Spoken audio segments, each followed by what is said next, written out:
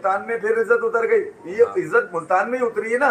वही बच्चे ने जो कहा था, इसका मतलब है मुल्तान में ठीक कहा था उसने, बिल्कुल ठीक कहा था, घंटे का किंग है, और मुल्तान में ही प्रूव हो गया। अच्छा, हैरानकुन बात इस सारे सिनेरियो में ये थी कि it's about selectors and players, मतलब जो ड्रॉप हुए। कमाल ये हुआ कि फखर जमान, जिनका टेस्ट क्रिकेट से फिलहाल कुछ लेना देना नहीं है, पाकिस्तान की अगर टेस्ट क्रिकेट पर आप नजर डालें, कुछ लेना देना नहीं है फखर जमान का। फखर जमान निकल कर आते हैं और विराट कोहली की उनका बयान चल रहा है भाई शहर सुर्खियों में कि वो विराट कोहली को भी 3 साल तक परफॉर्मेंस और एवरेज स्टेटिस्टिशियन बने हुए हैं Fakhar Zaman. Babar Azam, Shaheen Shah Afridi, Naseem Shah dropped from Pakistan cricket team. उनकी जगह पे कामरान गुलाम, हसीबुल्लाह, मोहम्मद अली वापस आए हैं टीम के अंदर। आई थिंक एक ज़बरदस्त डिसीजन है और कहीं ना कहीं होश के नाखून लिए हैं सिलेक्टर्स ने। नई सिलेक्शन कमेटी आई है, उन्होंने ये ब्रेव डिसीजंस लिए हैं। आई थिंक ये ऑन द कार्ड्स थे। सुकून की सांस आ रही है और खुश हूं मैं बहुत ज्यादा, क्योंकि पाकिस्तान ने वो कर दिया है जो इनको 2-2.5 महीने पहले ही कर देना चाहिए था। उनको ड्रॉप कर दिया है जिनकी कोई परफॉर्मेंस नहीं थी। पाकिस्तान ने अपना स्क्वाड अनाउंस कर दिया है दूसरे और तीसरे टेस्ट मैच के लिए इंग्लैंड के अगेंस्ट। बाबर आजम को ड्रॉप करके घर भेज दिया। शाहीन शाह अफरीदी ड्रॉप हैं। बाबर, शाहीन, नसीम के बाद एक चौथे खिलाड़ी हैं जिनके ऊपर मुश्किल आ सकती है, और वो हैं फखर जमान। उसकी रीज़न आप समझ रहे होंगे कि उन्होंने जो ट्वीट की बाबर आजम के हक में, वो रीज़न है। ये अब वन ऑफ द रीज़न कह सकते हैं, मगर मेजर रीज़न ये नहीं है। वो क्या है वो मैं आपको बताऊंगा, मगर उससे पहले आपको छोटी सी एक बैकग्राउंड समझना बहुत ज़रूरी है। पूरा पाकिस्तान टीम जो अनाउंस हुई है उसके ऊपर तो मैं बिल्कुल बात नहीं करना चाहता। जो भी प्लेयर आया गया उसका मुझे कोई प्रॉब्लम नहीं है। मैं सिर्फ आज ये बात करना चाहता हूँ कि जो बाबर आजम को इन लोगों ने ड्रॉप किया है, क्योंकि उसकी वजह यह है कि इन लोगों की अपनी इज्जत तो है नहीं, ये दूसरों की इज्जत का बेड़ा गर्क कर देते हैं। हेलो गाइस, स्वागत है मेरे चैनल आप लोगों का। तो गाइस आज हम लोग देखेंगे बाबर आजम को ड्रॉप करने के बाद टीम से पाकिस्तानी मीडिया का क्या रिएक्शन था। तो चलिए देखते हैं वीडियो अगर अच्छा लगा तो प्लीज वीडियो को लाइक शेयर सब्सक्राइब जरूर कर देना। Thank you guys. मुल्तान में फिर इज्जत उतर गई। ये इज्जत मुल्तान में ही उतरी है ना। वही बच्चे ने जो कहा था, इसका मतलब है मुल्तान में ठीक कहा था उसने, बिल्कुल ठीक कहा था, घंटे का किंग है, और मुल्तान में ही प्रूव हो गया। अच्छा, हैरानकुन बात इस सारे सिनेरियो में ये थी कि it's about selectors and players, मतलब जो ड्रॉप हुए। कमाल ये हुआ कि फखर जमान, जिनका टेस्ट क्रिकेट से फिलहाल कुछ लेना देना नहीं है, पाकिस्तान की अगर टेस्ट क्रिकेट पर आप नजर डालें, कुछ लेना देना नहीं है फखर जमान का। फखर जमान निकल कर आते हैं और विराट कोहली की उनका बयान चल रहा है भाई शहर सुर्खियों में कि वो विराट कोहली को भी 3 साल तक परफॉर्मेंस और एवरेज स्टेटिस्टिशियन बने हुए हैं फखर जमान, और एवरेज कोट कर रहे हैं विराट कोहली के 3 साल के कि T20 में उसका इतना था। मुझे तो वो आपा बुआ याद आ गई कि हाय T20 में इतना था, हाय ODI में इतना था, हाय उसका टेस्ट में इतना था, पर इंडिया उसे खिलाता रहा। मतलब क्या पोर्ट्रे करा रहे हो यार। सबसे पहले तुम्हें हम कहते थे कि तुम्हारी जगहें खाई इन्होंने T20 क्रिकेट में, तुमने कंप्रोमाइज किया। तो आज फखर जमान तुम निकलो ये झूठ बोलने कि बाबर को ड्रॉप करना ठीक नहीं है। तो अब तुम इस बात का जवाब दो कि न्यूयॉर्क में जब 48 गेंदों पे 48 रन चाहिए थे तो तुम क्रीज से बाहर क्यों निकले हार्दिक पांड्या पर? शकू को शुभात तो जन्म तुम पर ले रहे। तुम्हें पाकिस्तान ने इसलिए पाला कि तुम पाकिस्तान क्रिकेट टीम को मैचेस जितवाओगे। तुम एक खतरनाक बल्लेबाज हो। कौन सा मैच जिता दिया तुमने? देखिए यार, मेरे ख्याल में दुनिया में जब कोई खिलाड़ी ड्रॉप होता है तो कभी भी करंट प्लेइंग जो प्लेयर होता है ना, वो कभी भी इस पे लपकुशाई नहीं करता जी। कहीं मैंने ये तो मिसाल मैंने यही देखी है। हाँ, कोई फॉर्मर हो, कोई पुराना हो, कोई रिटायर्ड हो, ठीक है, चलो समझ में आता है। अब धोनी अगर किसी खिलाड़ी के ऊपर बात करना चाहें तो खुला कर सकते हैं। इवन अश्विन, अगर आपने देखा होगा, जो अपने दर्द का, अपने तफक्कुर का या अपनी तशवीश का इजहार करते आए हैं, वो अपनी परफॉर्मेंस के ऊपर भी उन्होंने किया। अबे करंटली अगर तुमने बजानी है ना, बजानी है तो शरदुल ठाकुर की मिसाल लो ना फिर तुम, जिसने चलते हुए टेस्ट मैच में कहा था, चलते हुए टेस्ट मैच में बांग्लादेश में ट्वीट किया उसने अपने साथ होने वाली लाइन, या तो फिर तप्पड़ हो तो फिर इतना हो तप्पड़, ठीक है। तुम ना तो 3 में ना 13 में तुम्हारी तो टेस्ट भी खा गया वो। अबे तू टेस्ट का ज्यादा अच्छा प्लेयर होता, तुझे तो इन लोगों ने साइडलाइन कर दिया इस फॉर्मेट से बाहर करके। तू किन चक्करों में लग गया? फिर जिस जबान में फखर ने ट्वीट किया है ना, ये इंग्लिश है, ये इंग्लिश है भैया। अगर इनको इतना दिमाग होता है ना इन लोगों का, तो ये पता नहीं क्या कर रहे होते भैया क्रिकेट के अंदर। इनके पास इतना दिमाग नहीं है। ये जो इनके मैनेजर्स हैं, ये पोस्ट करते हैं ये वाली चीजें। सही बात है, करनी भी। 4 बातें अगर फखर ने कही होंगी तो 36 अपनी मर्जी से लिख दी है इसके अंदर। किसने? फिर हसन अली अब बोलता ना घंटा कर लेगा, किंग कर लेगा। अबे तू ट्वीट कर रहा है माई ब्रदर्स, कौन से ब्रदर्स में? नहीं, आपकी पाकिस्तान की क्रिकेट टीम में जगह नहीं बन रही, ना टेस्ट में, ना ओडीआई में, ना T20 में। आप हु आर यू यार? मार डाई पे जाके किसी स्विमिंग पूल में लंबी लंबी अब तू वो मारी थी ना और तिनक के डांस कर आप जाके। वो वाला तुनुक तुनुक तुन तुनुक तुनुक तुन तुनुक तुनुक तुन ताना है। तुम शबरातीपन में तुम लोग फेल गए पाकिस्तान के नाम के ऊपर हैं। इज्जतें बन गई तुम लोगों की 2% के क्रिकेटर से, 2% के। न स्विंग नसीम मेरा शाहीन किधर है?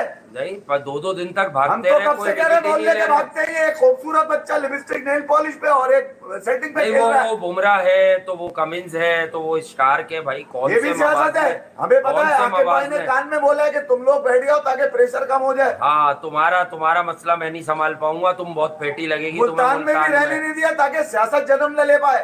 हाँ, अब देखें अब क्या होता है। हसीबुल्लाह खान को आप सिलेक्ट किया है, स्पिनर्स बुला लिए। साजिद खान यकीनन हमें कहीं ना कहीं सुनना जरूर जाता है। हम बता सिर्फ ये रहे कि साजिद खान का कसूर क्या था। वो तो बांग्लादेश में आपकी इज्जत बचा के आया था, रीजन कह सकते हैं, मगर मेजर रीजन ये नहीं है और वो है फखर जमान।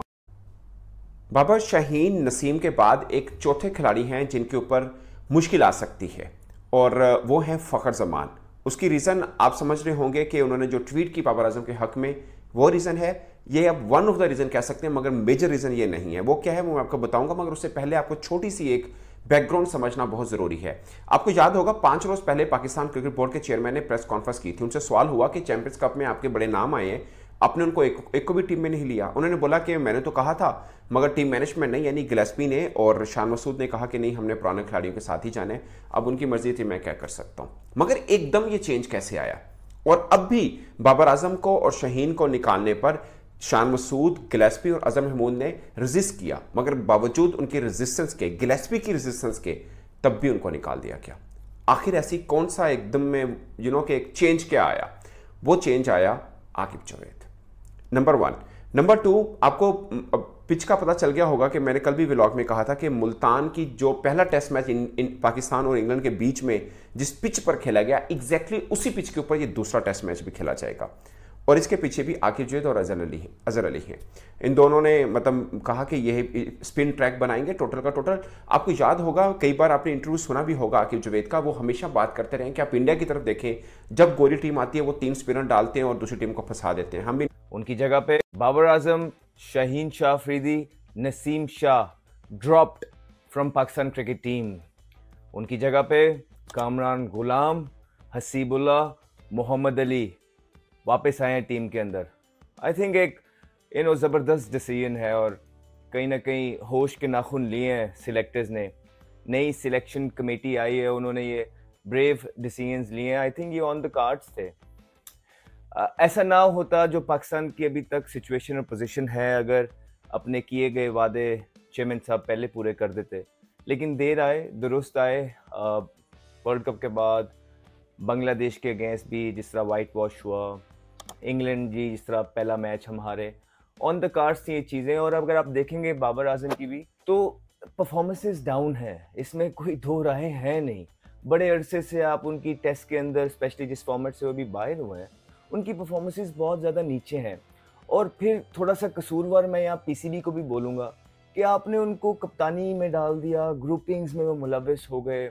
सोशल मीडिया की चीज़ें, जो टाइम उन्होंने अपनी क्रिकेट को इम्प्रूव करने के लिए लगाना था, वो सारा उन्होंने इधर उधर लगाया, और जिसकी वजह से उनका फोकस बैटिंग से हट के दूसरी चीज़ों में चला गया। तो वो जो इम्प्रूवमेंट का एक साइकिल था वो रुक गया। वो जो फिटनेस इम्प्रूव करने का एक साइकिल था वो रुक गया, जिसकी वजह से परफॉर्मेंसेस नीचे आई। और जब आपकी परफॉर्मेंस नीचे आती है इंटरनेशनल क्रिकेट से, तो आपके साथ यही होता है। और उसके बाद आप नसीम शाह को भी देखिए, उनकी भी फिटनेस डाउन है, कोई मैच विनिंग परफॉर्मेंसेस नज़र नहीं आ रही हैं। अगर आप पाकिस्तान टीम के एस बॉलर हैं तो जैसे भी पिचेस आपको मिल रहे हैं, आप देखें आपने मैच विनिंग स्पेल्स करने हैं, आप पास के अंदर उठा के देखिए। लोग पिच को साइड पे कर देते थे, रिवर्स स्विंगिंग यॉर्कर पे ना फुल टॉसों पे आउट कर देते थे, लेकिन आपकी तरफ से ये देखने को नहीं मिल रहा है। आपने कोई भी पीछे इतने अरसे से लेके, चाहे वो T20 है, चाहे वो टेस्ट मैच क्रिकेट है, कोई मैच विनिंग स्पेल आपकी तरफ से देखने को नजर आ नहीं रहा है, और मेरे ख्याल से ठीक डिसीजन है। फिर पाकिस्तान टीम जो अनाउंस हुई है उसके ऊपर तो मैं बिल्कुल बात नहीं करना चाहता। जो भी प्लेयर आया गया उसका मुझे कोई प्रॉब्लम नहीं है।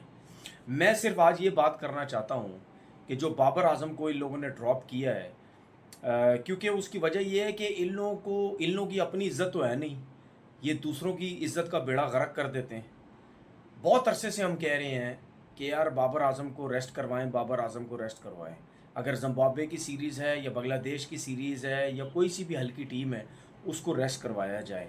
आज उसको रेस्ट करवाया है या आज उसको ड्रॉप किया है। दुनिया का मतलब पाकिस्तान दुनियाई क्रिकेट का सबसे गंदा और थर्ड क्लास ये डिसीजन लिया गया है, उसको ड्रॉप किया गया है, उसकी बेइज्जती करवाई गई है। क्योंकि किसी भी टीम का जो सबसे बड़ा प्लेयर होता है ना, अगर आप उसके साथ इस तरीके का सलूक करेंगे ना तो उसकी बेइज्जती होगी। अब मैं आपको बताता हूँ तरीक़ेकार क्या होना चाहिए। मैंने ये जितनी भी आपसे बात की है, इसका मतलब मेरा ये नहीं है कि बाबर आजम को आपने क्यों टीम से निकाला है। मेरा मतलब ये है कि तरीक़ेकार क्या होना चाहिए, जिस तरह और कंट्रीज़ में होता है। आपने देखा है ना कि ये सिलसिला हमारे मुल्क में कब से चलता हुआ आ रहा है। हमारा कोई भी कप्तान बनता है, आप उसको जलील करके निकालते हैं। हमारा कोई भी सिलेक्टर, कोई भी कोच जो भी होता, हम उसको जलील करके निकालते हैं। ठीक है, कोई भी पाकिस्तान का कप्तान, एक कप्तान मुझे बता दो सिवाय इमरान खान के 92 का वर्ल्ड कप जीते और उन्होंने रिज़ाइन किया, उसके अलावा मुझे कोई सा भी एक कप्तान बता दो जिसने अपनी मर्जी से रिज़ाइन किया हो या जिसने बोला नहीं यार मैं कप्तानी नहीं करना चाहता। हर किसी को जलील करके धक्के दे के निकाला गया। या कोई प्लेयर, कोई भी प्लेयर जो सीनियर प्लेयर बहुत अरसे से खेल रहा हो और वो नहीं रिटायर होना चाह रहा, ठीक है, उसको भी धक्के दे के उसको भी जलील करके निकाला गया। उसकी रीज़न क्या है और ये कब से चलता हुआ आ रहा है?